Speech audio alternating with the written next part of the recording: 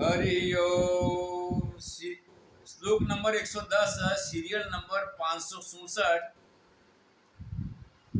देवी भागवत के अंदर कहते हैं, सर्वदानं च यज्ञश्च तीर्थ स्नानं व्रतं तपः अज्ञानी ज्ञानदानश्च कलां नार्हन्ति षोडशीम्। सर्वदानंच यज्ञश्च, सभी प्रकार के दान और यज्ञ,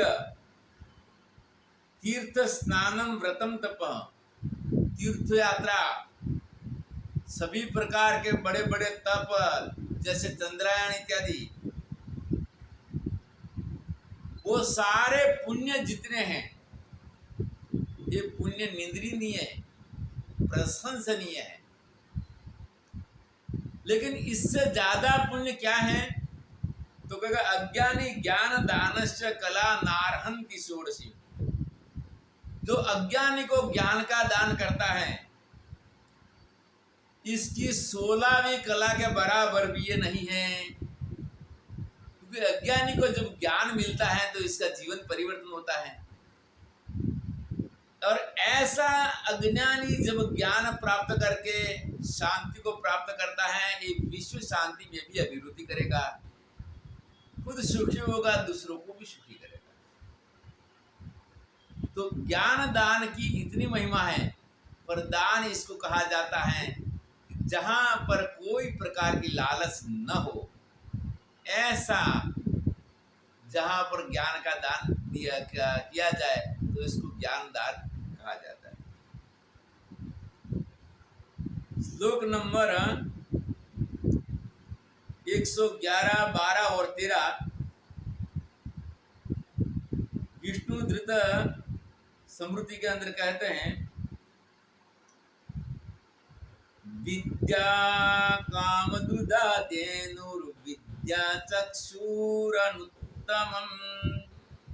विद्या दानात् परं दानं न भूतं न भविष्यति। विद्या काम दुधा धेनुर, धेनु कहते हैं गाय को। पहला, हमारे यहाँ पर उद्योग इतने नहीं थे और साथ साथ विज्ञान इतना नहीं बढ़ा था, तो ये करके वहां पर गाय को ही संपत्ति माना जाता था। जिसके पास में गाय ज्यादा होती थी, इतना व्यक्ति वो अधिक धनवान माना जाता था। तो विद्या काम दुधा धेनु, विद्या सभी कामनाओं को देने वाली काम धेनु है। और विद्या चक्षु अनुत्तमम, विद्या एक महान उत्तम चक्षु है। और इसका दृष्टांत है स्वामी गंगेश्वरानंद जी। स्वामी गंगेश्वरानंद जी जन्म से प्रज्ञा चक्षु थे, जिनको आंख से कुछ दिखता नहीं था, लेकिन उन्होंने वेद के भाष्य किए। ऐसी प्रज्ञा चक्षु अवस्था में भी उन्होंने विद्या अभ्यास किया और भगवान ने उनके ऊपर कृपा किया। क्योंकि सती मूल्य तद विपाके जाति आयुर्भोग, उनके कर्म के फल के अनुसार अंधा जन्म से था, पर पुरुषार्थ के द्वारा कोई कठिन नहीं है। उन्होंने ऐसी अवस्था में बहुत अच्छी विद्या प्राप्त किया और अच्छे विद्वानों में उनकी गणना हुआ। तो देखने के चर्म चक्षु तो नहीं थे, लेकिन ज्ञान चक्षु उनके खुल गया। और साथ साथ सूरदास जी की वाणी आज भी भक्ति की वहां पर संत समाज में आदरणीय है। तो विद्या चक्षु अनुत्तमम विद्या दानात् परम दानम न भूतम न भविष्यति। विद्या दान से कोई महान दान न कोई हुआ है, न कोई है और न भविष्य में होगा। और भगवान ने गीता में भी 18वां अध्याय में विद्या दान का महत्व इतना बता गया, य इमं परमं गुह्यम मद भक्तेस्व दास्यति, जो मेरा परम गुरु ज्ञान मेरे भक्तों को कहेगा, भगवान के भक्तिमयी पराम कृत्वा मामे वेश्यत्म संशय, जो मेरी भक्ति करके मुझे प्राप्त होगा इसमें कोई संशय नहीं है। विद्यावान सर्वकामानां भाजनं पुरुषो भवेत्, तस्मात् विद्या हि ददता सर्वं दत्तं भवेदिह। विद्यावान सर्वकामानां, विद्यावान विद्वान को कहते हैं। तो वैसा विद्यावान विद्वान सभी कामनाओं को प्राप्त कर सकते हैं, क्योंकि विद्या के द्वारा इसको कोई अशक्य नहीं है। और तस्मात् विद्या ही दत्तम सर्वदत्तम भवेदि, इसीलिए विद्या देने वाला सारे दानियों में सर्वश्रेष्ठ दानी माना गया है। जितने भी दानी हैं, बहुत असंख्य धन खरबों के रुपये के दान करने वाले, कि विद्या का दान करने वाले की बराबरी में नहीं है, इससे छोटे ही हैं। इतनी यहाँ पर विद्या की प्रशंसा किया। तस्मात् विद्या ही दत्ताम, इसीलिए विद्या ही देने वाला सारे दानों का देने वाला से भी ऊपर है। पराध्यापनत क्लेशम पुरुषस्तु यदश्नुते, तपस् तत्परमं यतस्य ब्रह्मलोकं परम स्मृतम्। दूसरों को पढ़ाने के लिए जो क्लेश होता है, यहाँ प्रश्न होगा कि क्लेश कैसे होगा। दूसरों को जो पढ़ाता है तो वो समझता है कि नहीं समझता है, इसको प्रश्न करके ठीक रूप से समझाया जाए, इसको पढ़ाना।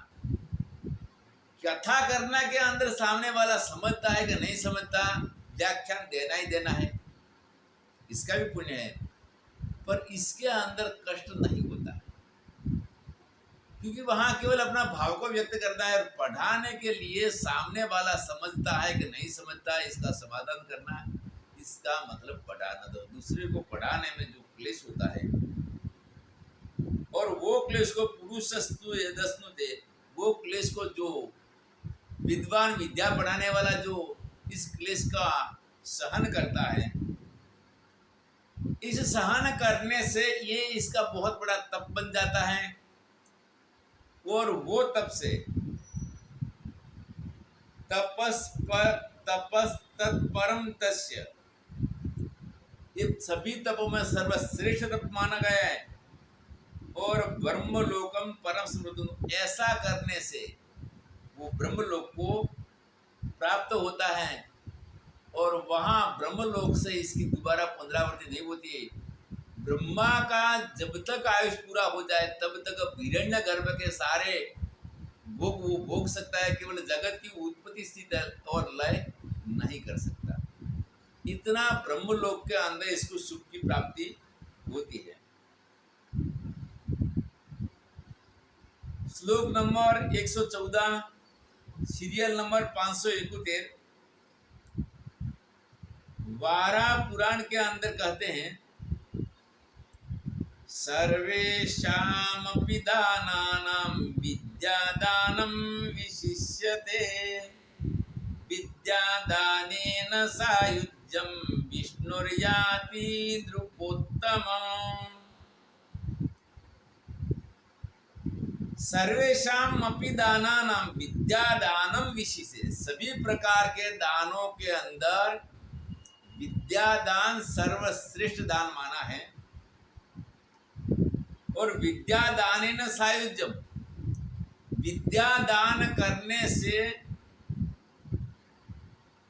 विष्णुर्याति नृपोत्तमम्, ये राजा भगवान विष्णु का सायुज्य वैकुंठ, विद्या दान देने वाले को भगवान विष्णु का दान, विष्णु का लोक वैकुंठ लोक की प्राप्ति होती है।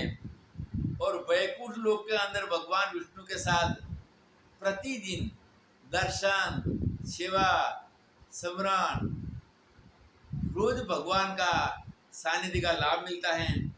वहां से इस सायुज मोक्ष से इसकी पुनरावृत्ति नहीं होती है।